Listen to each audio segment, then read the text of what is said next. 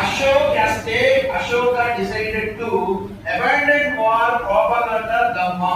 ఇది ఇంగ్లీష్ లో దీని ఒకసారి ఆలోచించినట్లయితే 13వ శిలాశాసనంలో మళ్ళా గుర్తుపెట్టుకోండి. 13వ శిలాశాసనంలో అశోక్ ఏం రాశాడంటే, ఇక నుంచి నేను వేరీ ఘోషను మాని ధమ్మ ఘోష చేపడుతున్నాను.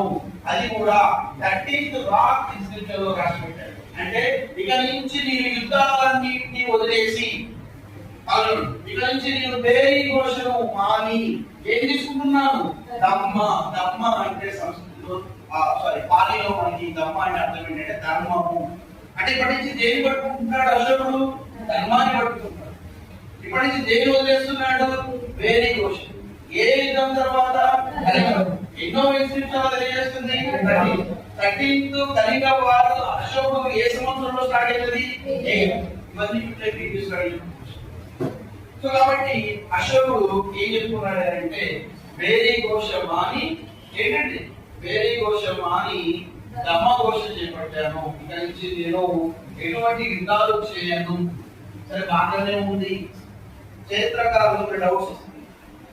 మీరు చెప్తారు మౌర్య సామ్రాజ్యం అంతం కావడానికి వనాభి రీజన్ అశోకుడే. అదేంటి సార్? బృహద్రథ కదా, చిన్న చోరు పెట్టేవాడు. బృహద్రథ అని చెప్పాను, గుర్తుల్లో లేదో చెప్పిందా?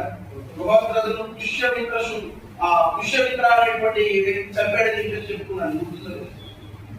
ఓకేనా? సో ఇక విషయం ఏంటి? నేనేమంటున్నాను, మౌర్య వంశం అంతం కావడానికి ప్రధాన కారణం అశోకుడే నేను అంటున్నాను.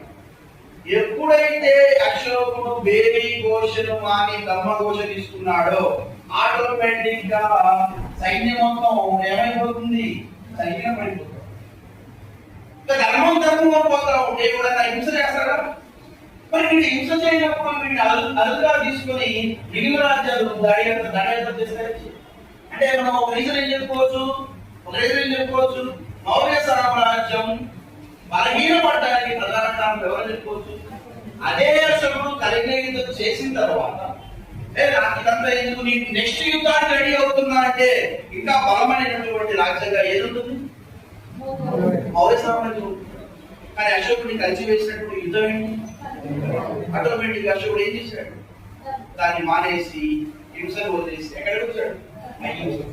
సో కాబట్టి